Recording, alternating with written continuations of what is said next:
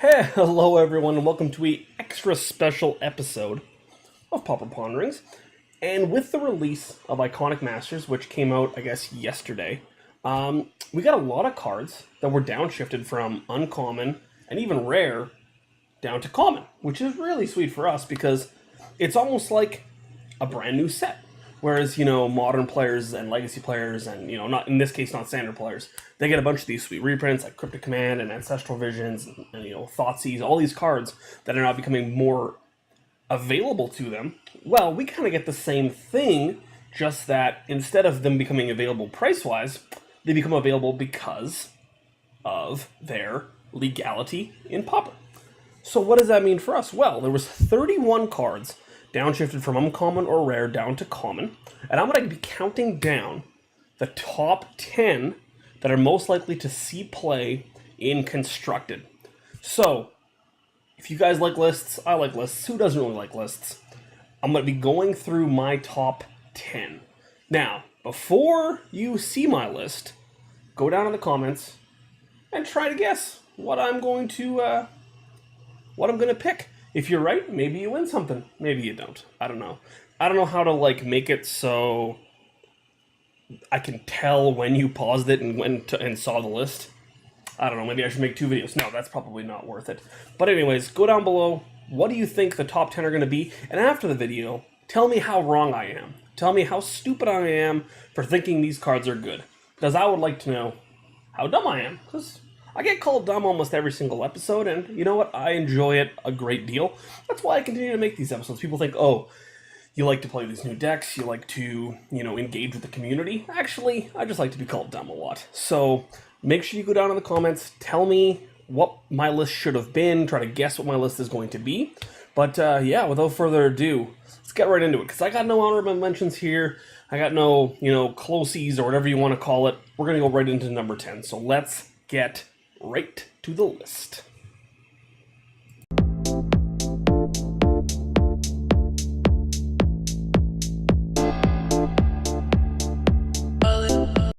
So in number 10, we have the pair of Draconic Roar and Foul Tonguification.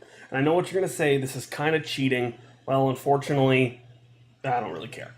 Wasn't going to have honorable mentions, but in this case, these cards just really go hand in hand. So Draconic Roar is 1 and a red for an instant, and as an additional cost to cast Draconic Roar, you can reveal a dragon. And what happens if you reveal a dragon? Well, the card is just Searing Blaze. So it's going to deal 3 damage to target creature, and then if you reveal the dragon, 3 damage to that creature's controller. On the other hand, Foul Tonguification is 2 and a black for an instant, and you can reveal a dragon from your hand, or you can... if you have a dragon, target player sacrifices a creature, and then you gain 4 life. Now, what you may be saying is, Austen, dragons are not that good in Pauper, as dragons normally are rares and, sometimes uncommons. The biggest thing here is I think these 2 spells are powerful enough that it may prompt some people to create some dragon decks. Now, what dragons are at common? Well, there's Lightning Shrieker, which is 5 and a red for a 5/5 Flying Haste Trample, and at the end of turn you shuffle it back into your deck. That one, I think, is the one that would be the best candidate for these cards, because again, you're able to get in that attack once the game kind of is ground to a halt, and I think this would go very well in some sort of black-red kind of control dragon shell. There's also Dragon Egg, which is 2 and a red for an 0/2. And then when it dies, you make a Dragon Whelp, which is a 2/2 flyer with fire breathing. Now, the Dragon Egg itself is a dragon. So, if you wanted to build some sort of dragon control deck, if you remember Standard, because the Esper Dragons deck actually only played, 4 to 6 dragons. So, it's really not that big of a deal. If you play maybe 4 Lightning Shriekers and some amount of Dragon Eggs, or 4 Dragon Eggs and some amount of Lightning Shriekers, I think that these cards are powerful enough that it can facilitate a dragon deck, because Searing Blaze is a very, very powerful card, and Foul Tonguification is quite powerful in a control deck. The only problem I see is that Draconic Roar wants to be in more of a aggro deck, so maybe having a deck with Lightning Shrieker as your top end, and then using a card like Draconic Roar as a way to get in extra burn. I'm not sure, but I think that these cards are very, very powerful. We maybe need another dragon at common to make these cards good enough, but I'm liking them, and they're on my radar at number 10.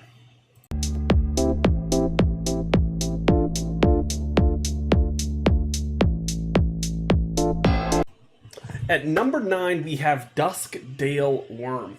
Now, you might be saying this is a really weird, bland card, but I actually did some looking, and this is the biggest creature with trample that exists in Pauper right now. You have a couple other options. You have a card like Titanic Bullvox. It's 8 mana for a 7/4 trample with more for 7. I think this card is better. There's a Spineworm, 8 mana 7/6, doesn't have trample. This card's like Crash of Rhinos, 8 mana 8/4 with trample. Again, 8/4, just a little bit too small on the back end. You have a card like Ancient Brontodon at 8 mana, that's a 9/9, but it doesn't have trample. The closest card to Duskdale Worm is Greater Sandworm. It's 7 mana for a 7/7, and then it can't be blocked by creatures with power 2 or less. The reason I think Duskdale Worm is better is because trample is just so powerful in Pauper. A lot of the creatures are, into that 1/3, 2/2 range, and sure, they can't be blocked by Greater Sandworm, but then there's cards like, Gurmag Angler that can block it. There's cards like Delver of Secrets can even block it.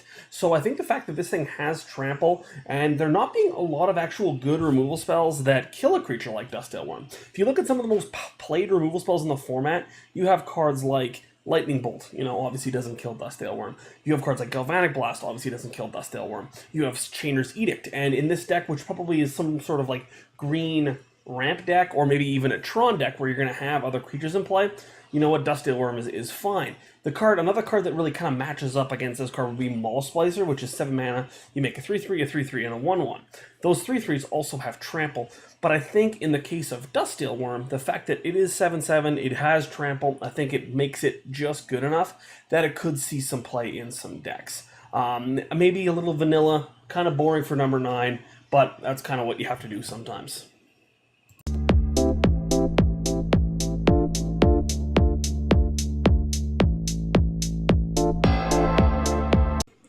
In the number 8 spot, we have the spell Survival Cache.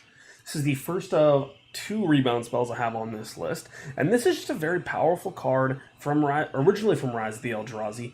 2 and a white for a sorcery, you gain 2 life, then if you have more life than an opponent, draw a card, and it has rebound. And rebound is if you cast this spell from your hand, you exile it, and then on the beginning of your upkeep, you cast it again. So this card is quite powerful, as when it works to its full capacity, it's 2 and a white, gain 4, draw 2.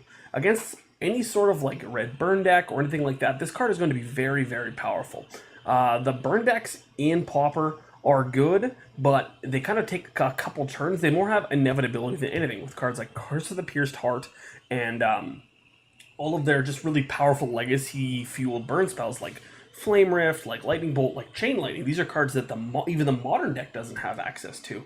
So a card like Survival Cache, you maybe won't draw a card on the first activation of it, but maybe on the second activation you probably draw a card. And if you can draw a card on both halves of it, it's going to be insane. This card is just quite powerful.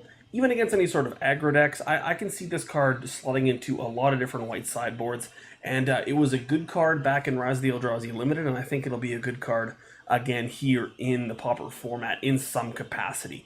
It is pretty narrow. Again, you only really want it against kind of these red-based burn aggressive aggro decks, but I do think that the payoff of this card is high enough that it will find its way into some sideboards.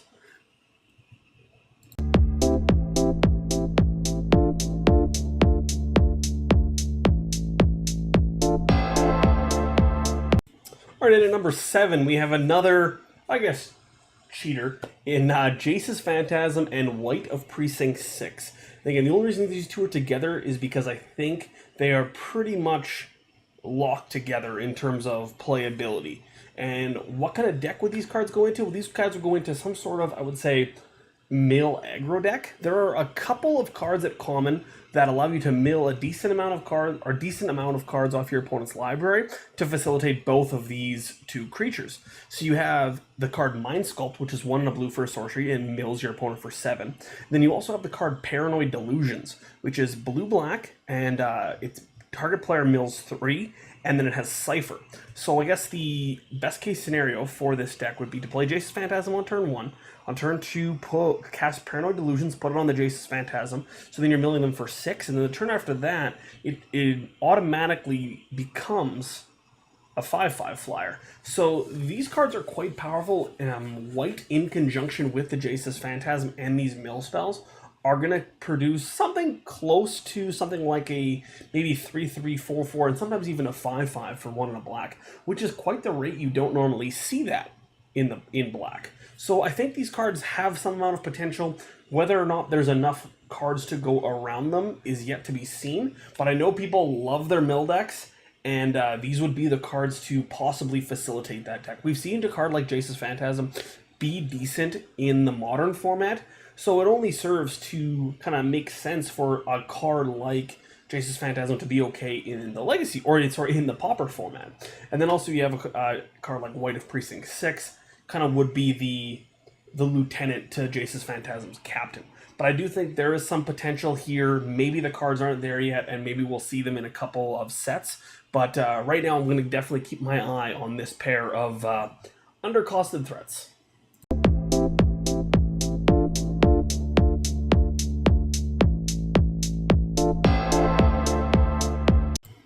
In at number 6, we have Guardian Idol. This is 2 mana for an artifact. Comes into play tapped, and you can tap it for a colorless mana, or pay 2 and make it a 2/2 artifact creature. So why is this unassuming card number 6? Well, for a couple of reasons.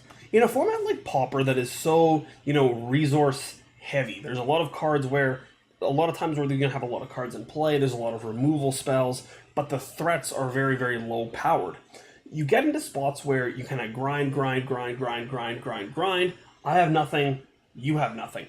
In this spot, if this card is in some sort of control deck where you're able to play it on maybe turn 3, turn 4, and then also hold up counter magic in the same turn, later on in the game, after you've amassed resources, you can turn this thing into a 2/2 and start attacking.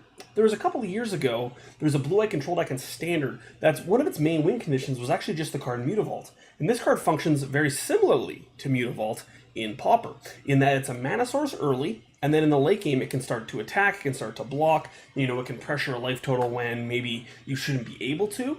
This is just a very, very powerful card, and in these blue-black control decks, or any sort of control deck that's looking for a way to get ahead on mana, while also being able to play a card that's relevant in the late game, I think this card is going to fill that niche quite well. Again, it is very unassuming, it doesn't look that good on paper, but don't be sleeping on Guardian Idol. I think this card is quite good, and you're going to be seeing it in a lot of control decks moving forward.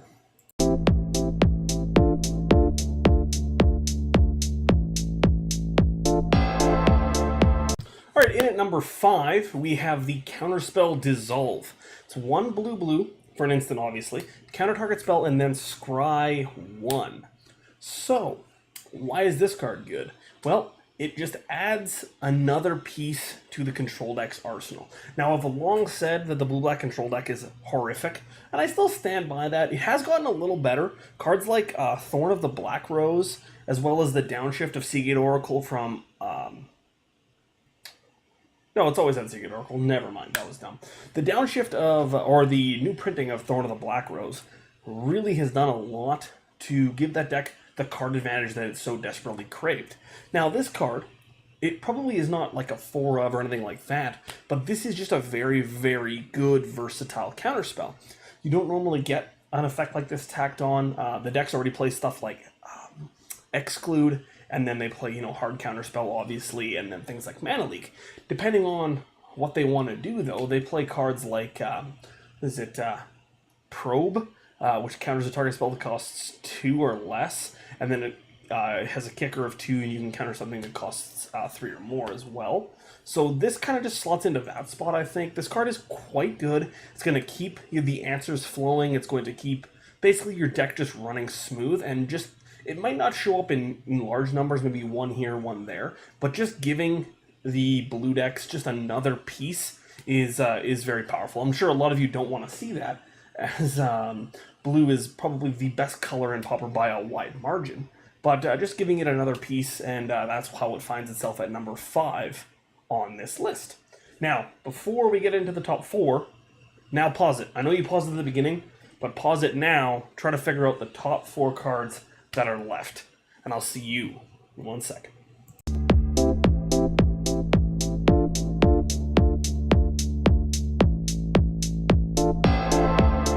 Alright, right, in at number 4, we have Jetty Offshoot. It's 1 green for an 0/3 with Defender and Landfall, and whenever land enters the battlefield under your control, you gain a life.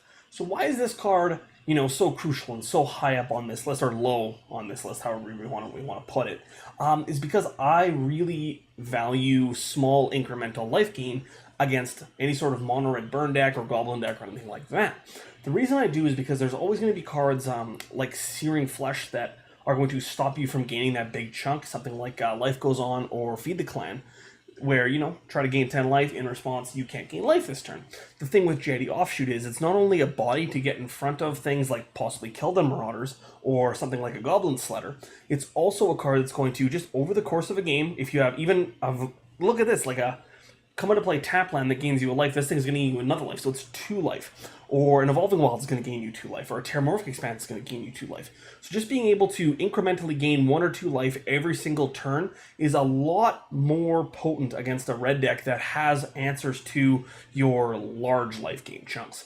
That's why I like this card. I think that mono red kind of plays like a combo deck a lot of the time. You're trying to find X amount of burn spells and X amount of lands in X amount of time. And every single time you're able to throw off the math of, instead of having to, deal you 9 points, which is 3 burn spells, you now have to deal 10 points, which is 4 burn spells. So you're essentially denying them a card.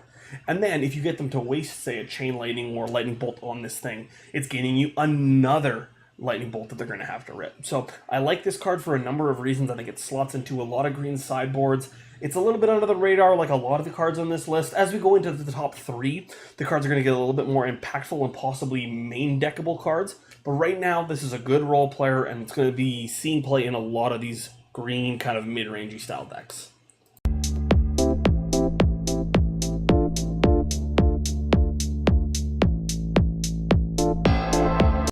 All right, starting off in the home stretch in number 3, we have the Combat Trick / Counterspell / Unblockability spell in Emerge Unscathed. It's 1 white for an instant. Target creature you control gains protection from the color of your choice until end of turn, and it has Rebound.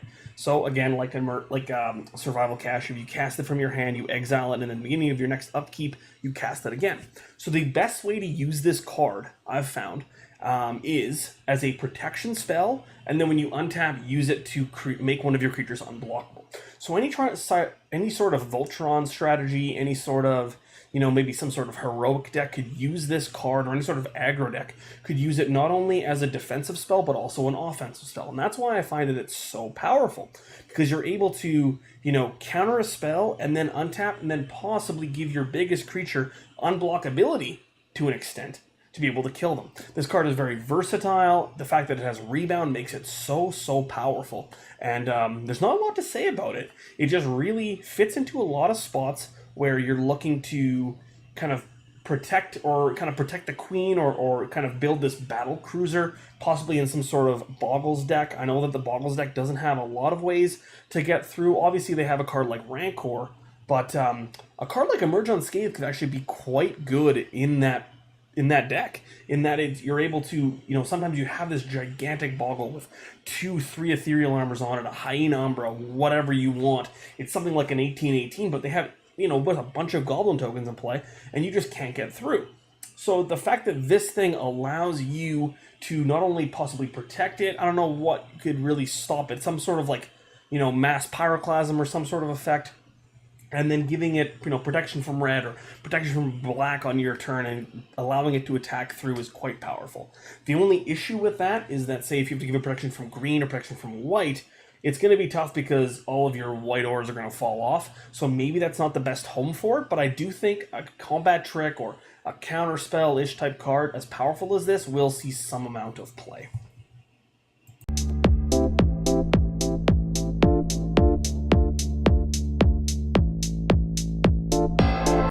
In at the number 2 spot, we have one of my favorite cards on this list. It is Seeker of the Way. It's 1 and a white for a 2/2.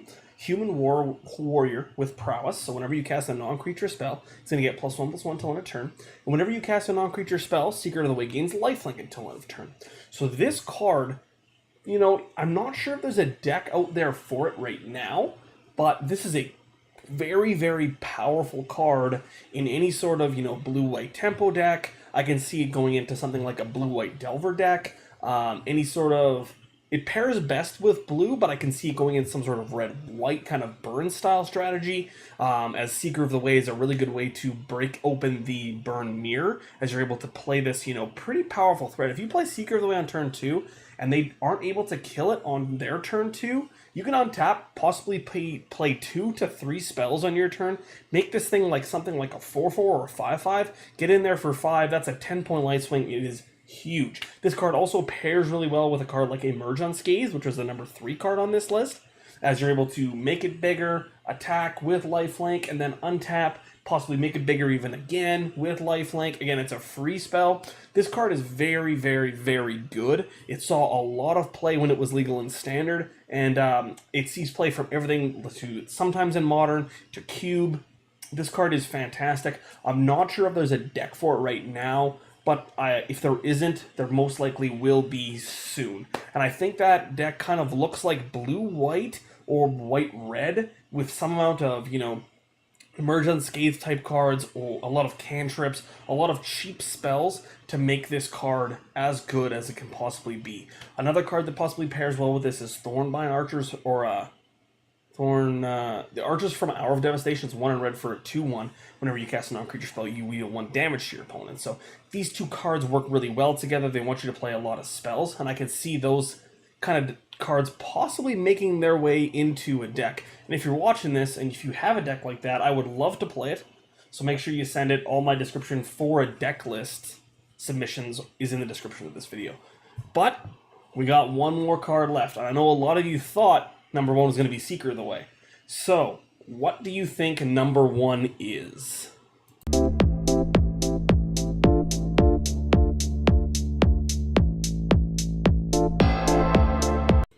And coming in the number 1 spot is Lead the Stampede. This is 2 and a green for a sorcery that reads, look at the top 5 cards of your library, you reveal any number of creature cards from among them, and then you reveal them and put them into your hand, the rest on the bottom of your library in any order. This card is a powerhouse in a lot of green mid-range creature decks, and even green aggro decks, allowing you to refill. This card can sometimes draw 3, even 4 cards, depending on your deck makeup. You see this card played in Modern Elves sometimes, in sort of these like mid-range green decks, and I could definitely see a lot of these red-green style decks really gravitate to be more creature-based because of a card like Lead the Stampede. I actually think this card is that powerful, and it allows green decks to fight on almost the same axis as the blue decks. The blue decks draw a lot of cards on Pauper, from everything from Brainstorm to Preordain to Ponder. They're getting so much card filtering into cards like Deep Analysis and Think Twice. They're just drawing so many cards. The green deck, while they're going to have better creatures, isn't able to draw cards at that rate. But a card like Lead the Stampede is able to draw you so many cards. If you're able to resolve this against a blue-black control deck, that's going to be so hard for that deck to really compete with, that 3-for-1, that 4-for-1 that you got from the Lead the Stampede. And I think that this could usher in a whole new era in Pauper, in this mid-range green style of strategy. And decks are going to definitely have to adapt. You're going to have to play more counterspells, and counterspells aren't going to be able to be boarded out against these green decks as they normally would have been, because you have to counter this card, because it is such a death knell for these slow, grindy blue decks. And I think that this is the worthy placeholder as the number 1 card from Iconic Masters for Pauper. So, now that we have number 1, let's review our list really, really quickly. Alright, so here we have our definitive top 10 list of cards for Pauper from Iconic Masters.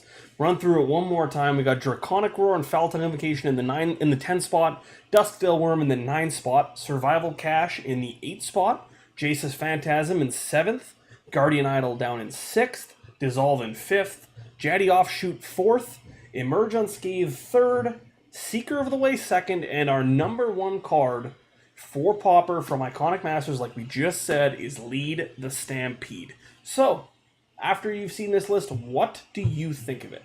Do you agree? Do you disagree? Do you think some of the numbers should be changed around a little bit? Am I just completely off base? Please let me know in the comments. Again, like I said at the beginning of this video, I like to be called an idiot. So thanks for watching, guys. If you like this video, make sure you like, share, and subscribe. As well, check us out online, www.themanabase.com. And I will be back again next week, again, playing some Modern, as it was the definitive winner of our poll. If you haven't checked out either last week's Pauper Ponderings, where I played Mono Green Convoke, or this week's Pauper Ponderings, where I played Red Green Impact Tremors, make sure you check those out. As well, there's a poll on the Red Green Impact Tremors. If you have not already voted, please go and vote for the throwback Pauper Ponderings deck I'll be playing in 2 weeks. So thanks for watching, guys. And again, if you like this video, please like, please share, and please subscribe. So thanks again, and I will see you next week with an all-new episode of Pauper Ponderings.